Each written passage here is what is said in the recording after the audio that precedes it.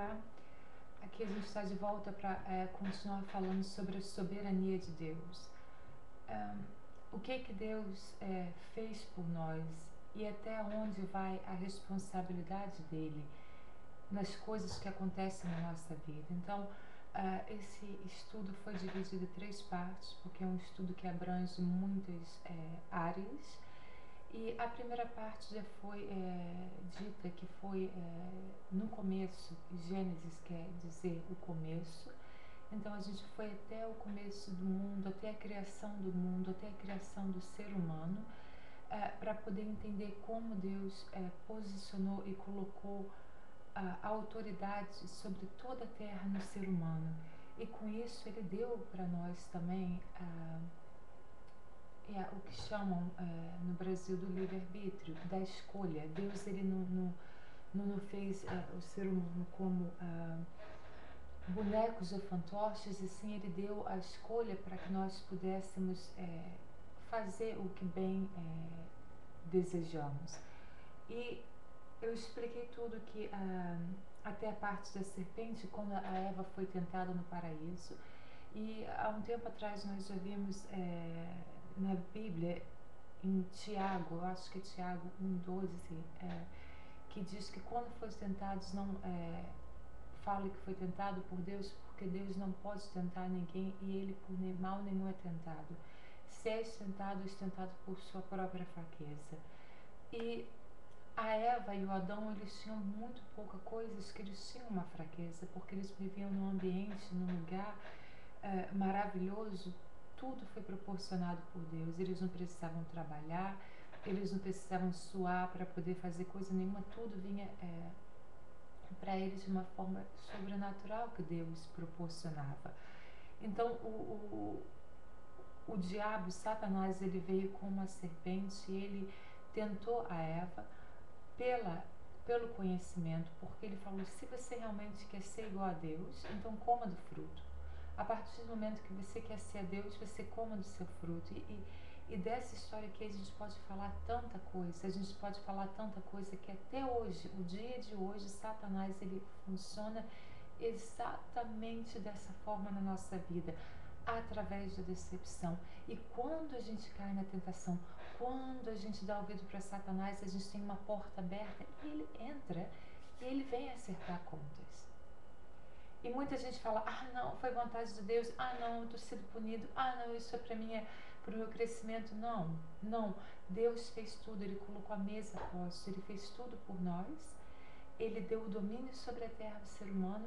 E a gente, no Jardim de Éden, como Adão e Eva fez, a Eva fez por um motivo, não foi por um motivo básico, como a gente viu Jesus quando Satanás foi tentá-lo no deserto. Falou: faça pão em vez de pedra, porque você está com fome. Jesus está há 40 dias sem comer e agora está com fome. Ele falou: não, nem de pão viverá o homem, sim da palavra de Deus. E depois falou, tentou ele de uma maneira, na identidade dele: se eres filho de Deus, se joga, que Deus vai dar ordem para os anjos. Não, eu não vou tentar o meu pai. E a terceira vez foi pela glória do mundo, pelo poder, pelo conhecimento, que Satanás falou para Jesus: eu te darei a glória do reino desse mundo, se adorares a mim. E Jesus falou: não, eu vou adorar ao meu Pai, ao meu Deus, é o único Deus que eu vou adorar. E aqui você vê exatamente a mesma história, a mesma maneira. Satanás ele entra na nossa vida, ele tenta tentar as pessoas pela fraqueza dela. E nesse ponto aqui, para Eva, foi o conhecimento, foi o ser mais do que ela era, foi ter o que ela não tinha, porque com certeza teriam milhares de frutos. E Deus falou para Adão: tem muitos frutos aqui de árvores, você pode comer todos eles, menos o fruto que está no meio do jardim. Então, se nós, como humanos, tivermos uma atitude de falar: Senhor, obrigada por as centenas, dezenas, milhares de frutos que tem na nossa vida, que são as bênçãos que a gente recebe diariamente. A gratidão é tão importante para deixar o Satanás e a tentação longe da gente. Mas não, O Satanás ele vai tentar com aquela única coisa que não temos, que vai se tornar tão forte, tão expressiva na nossa vida que a gente não pode comer, dormir, pensar, funcionar, operar, não pode fazer nada enquanto não tiver aquilo. E isso é chamado decepção. Se quando Eva estivesse falando com a serpente no paraíso, no jardim de Éden, ela tivesse feito, serpente, para que eu vou precisar daquele fruto se eu tenho muitos outros? Mas não, a decepção foi, você tem que ter exatamente aquilo que você não tem. E exatamente aquilo que não tem é aquela portinha, aquela brechinha que a gente dá para Satanás para entrar e fazer uma bagunça na nossa vida, e ele vem acertar a conta. E quando ele vem acertar a conta, aí é o que acontece. Pedro diz que ele é como um leão que anda procurando quem ele vai devorar. Então, se a gente não viver uma vida balanceada, se a gente não viver uma vida em gratidão e saber quem é Deus na nossa vida e a nossa identidade em Jesus e a nossa relação com o Espírito Santo, a gente cai na tentação. Então, é tão importante saber o saber de Deus, o entendimento, a sabedoria divina para poder ficar forte na rocha.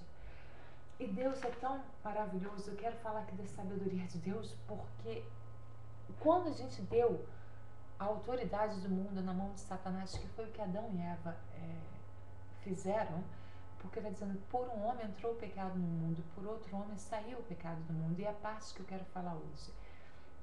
A diferença entre o Testamento Antigo e o Testamento Novo.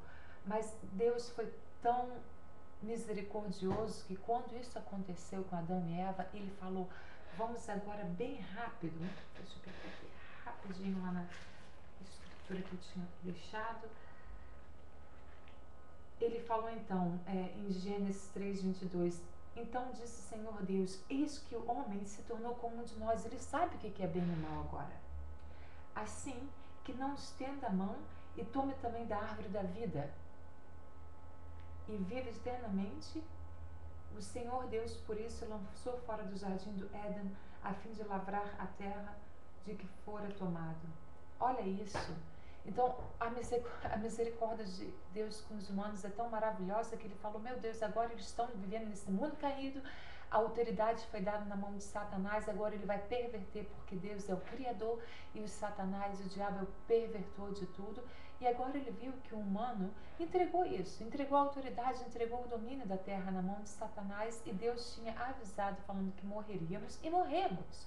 Não só fisicamente, porque é a parte que ele está falando aqui agora, que antes que Adão e Eva comessem do fruto da vida eterna, ele lançou fora, porque viver nesse mundo, com essa situação, com as circunstâncias que vivemos agora, seria um inferno aqui na terra, se isso aqui fosse eterno. Mas Deus foi tão misericordioso que ele falou, não, agora a gente lança eles fora e eu vou lavrar e preparar a terra, que é a terra nova, que é a terra prometida, que é para aqueles que voltarão a Jesus, que é o plano de vida de Deus, que vamos poder usufruir dessa glória de Deus. Então, a misericórdia de Deus foi tão grande que ele tirou Adão e Eva do jardim de Éden para evitar que eles fossem comer do fruto da vida eterna, para a gente não poder perecer para o resto da vida aqui, nesse mundo caído.